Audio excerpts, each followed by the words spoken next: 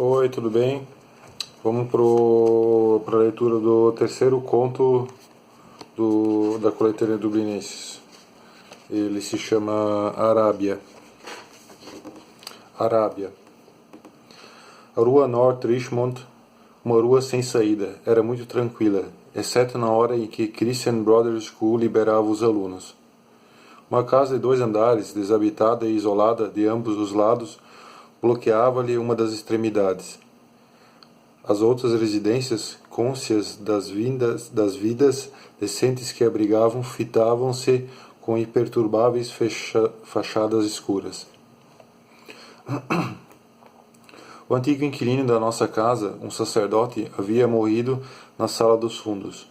Nos cômodos há muito tempo fechados flutuava um odor de mofo, e o quarto de despejo atrás da cozinha estava abarrotado de papéis velhos.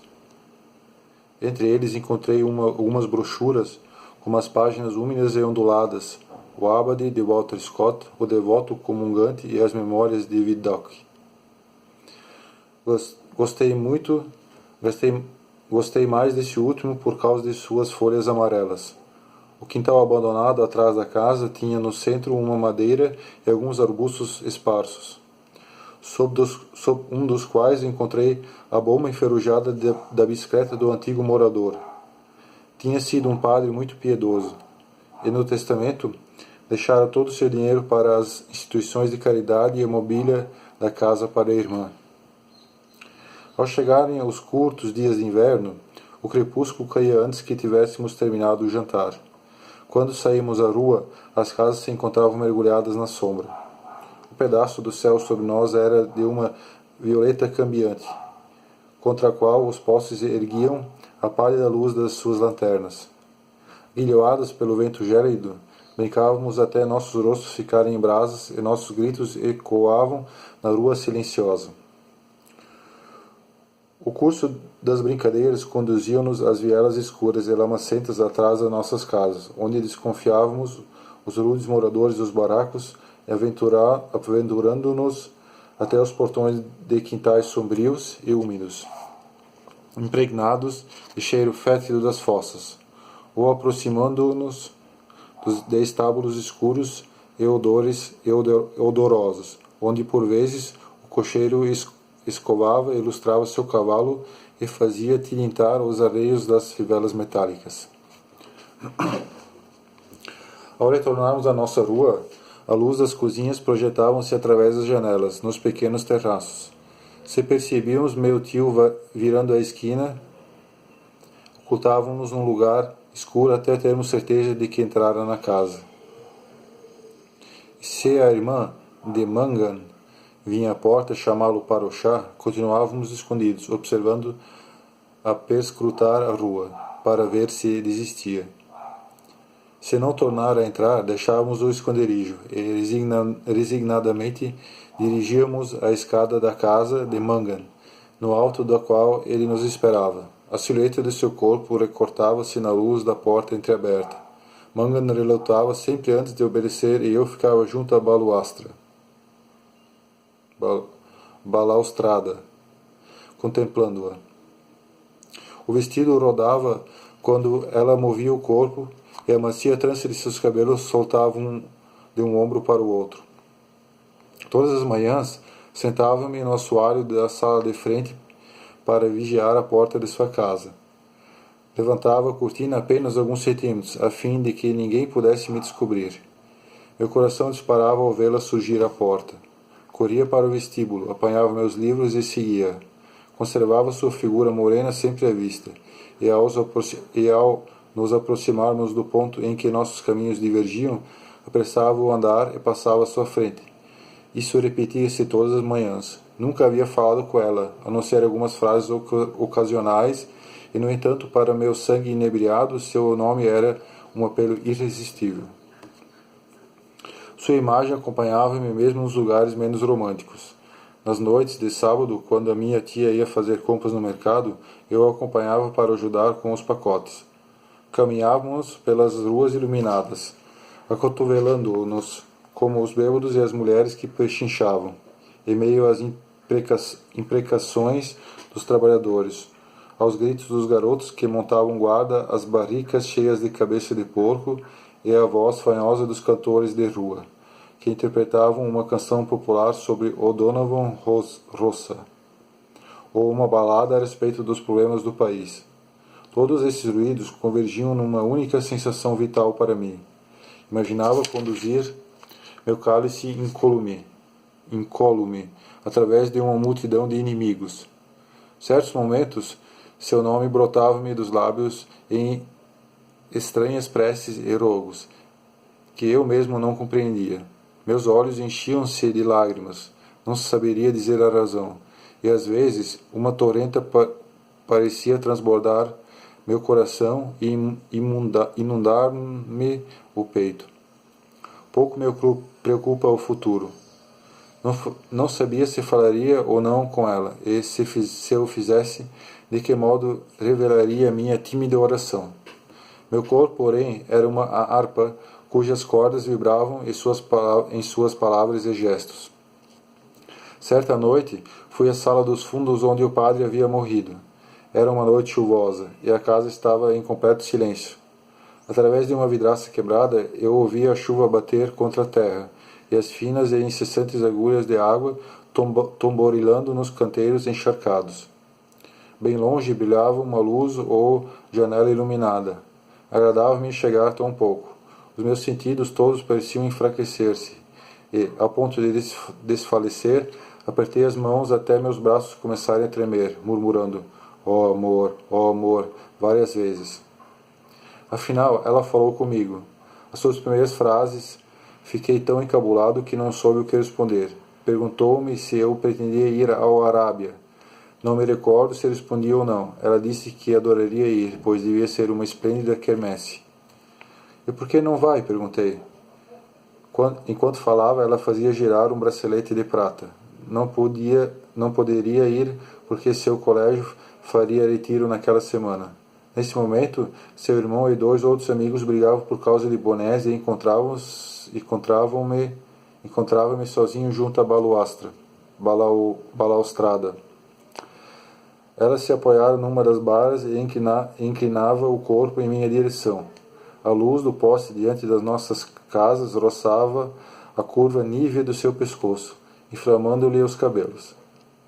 Alcançava mais embaixo sua mão sobre a grade e revelava ao tocar-lhe o vestido, a ponta do saiote que se deixava entrever em sua lânguida postura. Você é que devia ir, afirmou ela. Se eu for, prometi, trarei uma lembrança para você. Acordado ou sonhando, que loucas e intermináveis fantasias consumiram meus pensamentos a partir dessa noite. Queria suprimir os fantasiosos dias de espera. Os deveres da escola irritavam-me. À noite, no quarto, durante o dia, na aula, sua imagem interpunha-se entre meus olhos e a página que me forçava em ler. No silêncio em que minha alma vagava luxuriosamente, as sílabas da palavra Arábia atiravam-me num encanto oriental. Pedi permissão para ir à quermesse no sábado à noite. Minha tia surpreendeu-se e disse esperar não se tratasse de uma reunião de franco-maçonaria. Na aula quase não respondia às questões. De amável, o olhar do professor tornava-se severo. Espero que não esteja ficando preguiçoso, disse ele. Não conseguia ordenar meus pensamentos errantes. Quase não tinha paciência para suportar os deveres cotidianos que, interpondo-se entre mim e meu desejo, pareciam brinquedos de criança, desagradáveis e monótonos. Na manhã de sábado, lembrei a meu tio que desejava ir à quermesse. Ele estava junto ao porta-chapéus, procurando a escova. Ele respondeu rispidamente: já sei, menino, já sei. Como ele se encontrava no vestíbulo, não pude ir à sala da frente e postar-me à janela. Senti que o mau humor imperava na casa e fui desanimado para a escola. Fazia um frio implacável e meu coração já se mostrava receoso. Meu tio não havia chegado quando voltei para o jantar. Ainda era cedo. Sentei-me e fiquei olhando para o relógio, mas seu tic-tac acabou por me irritar e saí da sala. Subi a escada e ganhei o andar superior da casa. Os cômodos frios, desertos e escuros aliviaram-me a tensão. Atravessei-os cantando. Da janela da frente, vi meus companheiros brincando na rua lá embaixo. Seus gritos chegavam-me amortecidos e confusos. Apertando a testa contra o vidro gelado, olhei para a casa de tijolos escuros em que ela morava. Devo ter ficado ali quase 1 hora, vendo apenas, retida na memória, sua imagem num vestido marrom, tocada de leve pela luz da curva do pescoço, na mão, sobre a grade e na barra do vestido. Ao descer, encontrei a senhora Mercer sentada junto à lareira. Era uma velha mexeriqueira, viúva de um usuário, que colecionava selos usados como um objetivo piedoso qualquer. Tive de suportar sua tagarelice durante o chá. O lanche prolongou-se por mais de 1 hora, e meu tio não chegava. A senhora Mercer levantou-se para ir embora. Sentia não poder esperar mais, disse ela, mas passava das 8 e não gostava de estar fora da casa até muito tarde, pois o ar frio fazia-lhe mal. Quando saiu, comecei a andar pela sala com os punhos cerrados. Talvez tenha de desistir da quermesse por esta noite de Nosso Senhor, pronunciou minha tia. Às 9 horas ouvi um ruído da chave do meu tio na porta de entrada. Escutei-o resmungar e o porta-chapéus balançar ao peso do seu casaco. Sabia interpretar esses sinais. Na metade do jantar, pedi-lhe que me desse dinheiro para ir à quermesse. Ele havia esquecido. Todo mundo já está na cama e no segundo sono, disse ele. Não ri, minha tia interveio enérgica. Por que não dá logo o dinheiro e deixa ir? Já o fez esperar muito tempo. Meu tio declarou sentir muito ter se esquecido. Disse que acreditava no velho ditado. Nem só de pão vive o homem.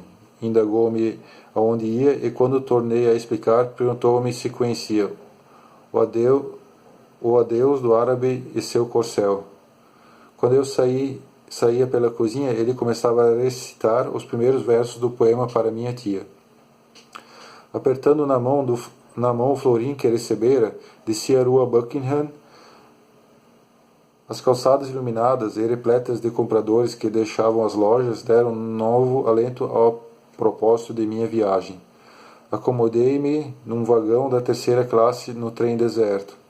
Após insuportável demora, o trem se moveu vagarosamente. Arrastou-se entre as casas em ruínas e sobre o rio cintilante.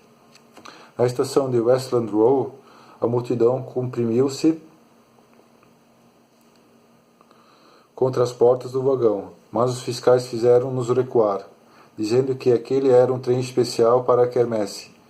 Permaneci sozinho no vagão. Minutos depois, o trem parou diante de uma plataforma improvisada. Ao descer, vi no mostrador iluminado de um relógio que faltavam 10 minutos para as 10. Diante de mim estava um imenso edifício, ostentando um mágico nome. Não encontrei nenhum guichê de 6 pence, e, com medo de que a quermesse fosse fechar, passei rapidamente por uma das borboletas, pagando um shilling ao porteiro de ar entediado. Ingressei num vasto saguão, circundado a meia altura por uma galeria. Quase todas as barracas estavam fechadas, e parte do saguão achava-se às escuras. Reinava ali o silêncio de um templo vazio. Caminhei timidamente para o centro do edifício. Algumas pessoas estavam reunidas diante da barraca, ainda abertas, à frente de uma cortina sobre a qual se desenhava, em lâmpadas coloridas, o nome Café Chantan. 2 homens contavam dinheiro numa bandeja. Eu ouvi o tilintar das moedas caindo. Recordando com dificuldade o motivo que me trouxera, aproximei-me de uma das barracas e examinei alguns vasos de porcelana e aparelhos de chá ornados de flores. Na porta da barraca, uma jovem conversava e ria com 2 rapazes. Notei-lhes o sotaque britânico e ouvi imprecisamente o que diziam. Oh, eu nunca disse isso. Oh, disse sim. Não disse. Ela não disse? Sim, eu ouvi. Oh, que mentiroso. Percebendo minha presença, o jovem aproximou-se e perguntou-me se desejava comprar alguma coisa. O tom de sua voz não era encorajador. Parecia ter falado comigo por obrigação. Olhei humildemente para os 2 grandes jarros que sentinelas orientais postavam-se à sombria entrada da barraca e murmurei. Não, obrigado. A jovem mudou a posição de um dos vasos e retornou aos rapazes. Voltaram à discussão anterior. A jovem olhou-me 1 ou 2 vezes, por sobre o ombro. Embora soubesse que era uma atitude inútil, permaneci algum tempo diante da barraca, para acentuar a impressão de que estava realmente interessado naqueles objetos. Finalmente, voltei-me e caminhei devagar para o meio do saguão. Soltava as moedas dentro do bolso, fazendo-as bater uma na outra. No fundo da galeria, alguém gritou com uma luz fora que a luz fora desligada. A parte superior do saguão estava agora completamente apagada. Fitando a escuridão, eu me vi como uma criatura tangida e ludibriada por quimeras. Meus olhos queimavam de angústia e ódio.